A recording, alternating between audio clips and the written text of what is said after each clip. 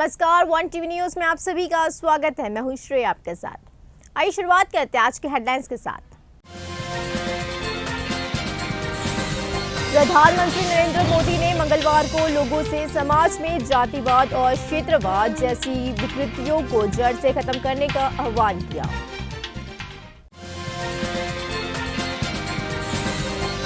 कांग्रेस सांसद उत्तम कुमार रेड्डी की सनसनीखेज टिप्पणी। पता चला है कि अगर 50,000 बहुमत से एक वोट भी कम पड़ा तो वह राजनीति छोड़ देंगे।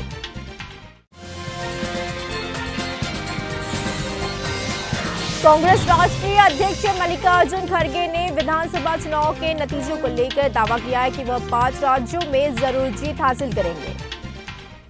द्वारका में दशहरा समारोह के दौरान प्रधानमंत्री नरेंद्र मोदी ने मंगलवार को लोगों से समाज में जातिवाद और क्षेत्रवाद जैसी विकृतियों को जड़ से खत्म करने का आह्वान किया है।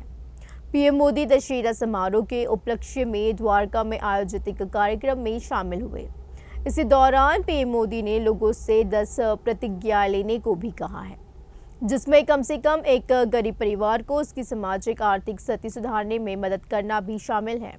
उन्होंने पानी की बचत और डिजिटल लेन देन, स्वच्छता, स्थानीय चीजों के लिए मुखर रहने, वोकल फॉर लोकल और गुणवत्तापूर्ण कार्य, घरेलू पर्यटन, प्राकृतिक खेती, मोटे अनाजों के उपभोग और फिटनेस पर भी जोर दिया है।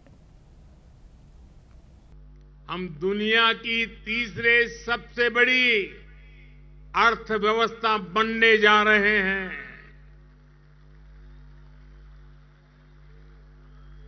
हमने कुछ सप्ताह पहले ही संसद की नई इमारत में प्रवेश किया है। नारी शक्ति को प्रतिनिधित्व देने के लिए संसद ने नारी शक्ति वंदन अधिनियम पारित किया है। भारत आज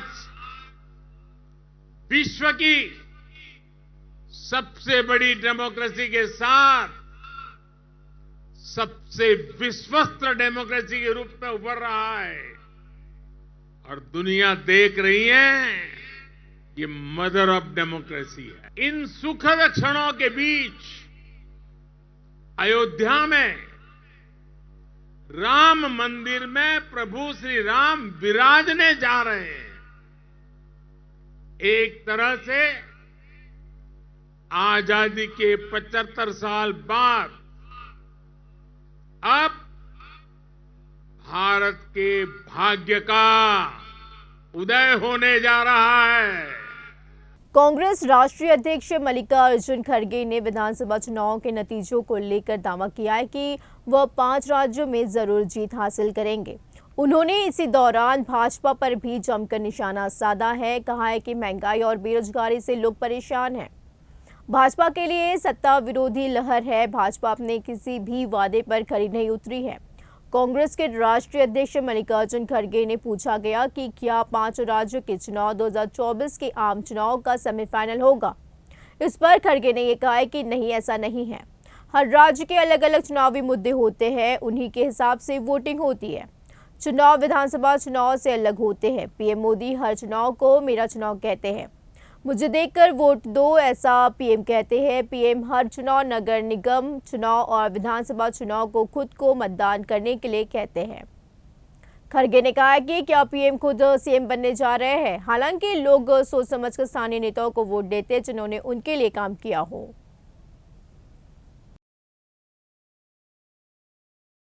महाराष्ट्र के मुख्यमंत्री एकनाथ शिंदे ने शिवसेना यूबीटी नेता उद्धव ठाकरे पर करारा प्रहार करते हुए कहा है कि उन्होंने सत्ता के लिए बाल ठाकरे की हिंदुत्व विचारधारा को दफन कर दिया, जबकि उद्धव ने कहा है कि शिंदे की सरकार जनरल डायर जैसी सरकार है।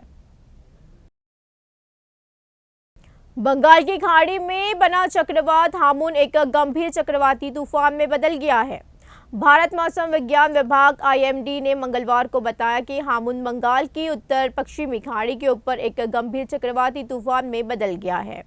ओडिशा और तमिलनाडु में मछुआरों को समुद्र में नहीं जाने की सलाह दी गई है और इसी के चलते तमिलनाडु के रामेश्वरम में तेज बारिश शुरू हो गई है। वहीं ओडिशा व बंगाल के कुछ क्षेत्रों में बारिश की संभावना जताई है। ईरान ने चक्रवात को हामुन नाम दिया है। उत्तम कुमार रेड्डी ने सूर्यापेट जिले के हुजूरनगर में एक बैठक करी है। इसी मौके पर उन्होंने ये कहा है कि 6 महीने पहले 30 नवंबर को चुनाव होंगे। उन्होंने कहा है कि वह हुजूरनगर से चुनाव लड़ रहे हैं। उन्होंने खुलासा किया कि उन्हें 50,000 का बहुमत मिलेगा, भले ही उनका एक वोट भी खो जाए, वे स्थायी रूप से राजनीति छोड़ देंगे।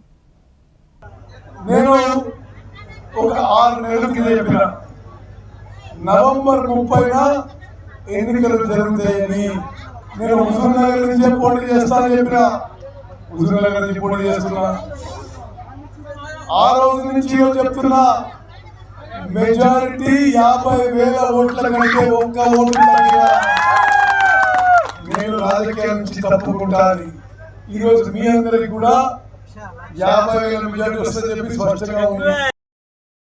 विशाखापट्टनम एयरपोर्ट पुलिस ने भारी मात्रा में हवाला कैश जब्त किया है। एनएडी जंक्शन पर हवाला नकदी जब्त करी गई। वॉशिंग मशीन में नोटों के बड़े बड़े बंडल मिले हैं। पुलिस ने 30 लाख करोड़ से ज्यादा का भारी कैश ऑटो में विजयवाड़ा ले जाते हुए पकड़ा है।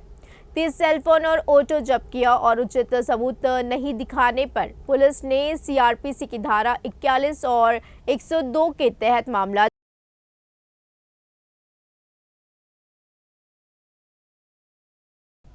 आंध्र प्रदेश के मुख्य सचिव जवाहर रेड्डी ने विजयादशमी पर्व के दिन श्री शारदा पीठ का दौरा किया है।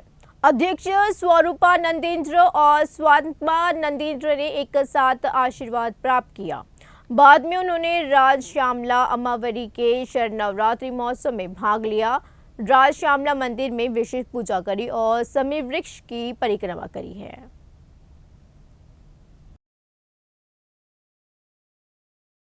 तेलंगाना उच्च न्यायालय के कानून सचिव तिरुपति ने अपने परिवार के साथ वेमुलवाड़ा राजन्ना का दौरा किया है। इसी क्रम में भगवान की पसंदीदा बच्चियों को भुगतान कर उनकी सेवा में लगाया गया। बाद में पुजारियों ने उन्हें आशीर्वाद दिया और नागिरेड्डी मंडपम में प्रसाद भेंट किया है। तेलंगाना के उच्च न्यायालय के रजिस्ट्रार जनरल तिरुमाला देवी ने अपने परिवार के साथ वेमुलवाड़ा श्री राजराजेश्वर स्वामी के दर्शन किए हैं। स्वामी को पसंदीदा बेल भेंट करने के बाद पुजारियों ने नागिरेड्डी मंडपम में स्वामी को पसंदीदा बेल भेंट करने के बाद पुजारियों ने नागिरेड्डी मंडपम में उन्हें आशीर्वाद दिया है।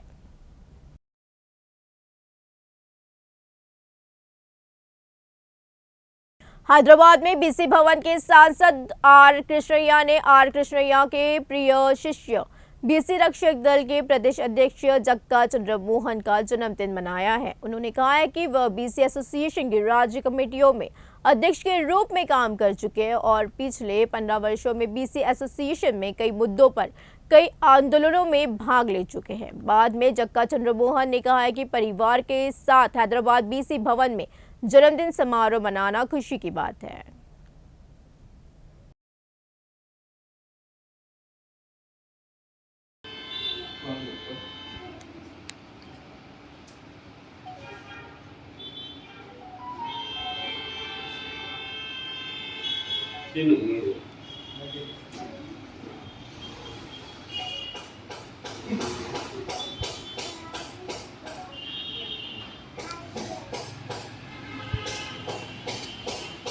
निर्मल जिले के भैंसा नगर पालिका ने गद्देना सुदावागु परियोजना में देवी दुर्गा के विसर्जन की पूरी व्यवस्था करी है।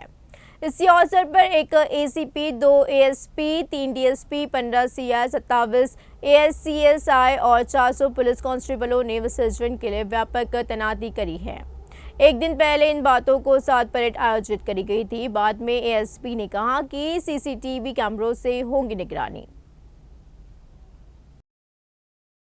तेलुगु देशम पार्टी मंडल के पूर्व जेडपीटीसी बंडारू पेडाबाबू, मंडल महासचिव वारी रमाना और जामी मंडल के पूर्व पार्टी अध्यक्ष गनीवाड़ा एर्नायडू के नेतृत्व में एक बैठक का आयोजन किया गया। इसी बैठक में श्रीगावर पुकोटा निर्वाचन क्षेत्र टीडीपी प्रभारी कोल्ला ललिता कुमारी और राज्य तेलुगु देशम पार्टी के कार्यकारी सचिव कुल्ला बालाजी अप्पाला रामप्रसाद मुख्य अतिथि के रूप में उपस्थित थे।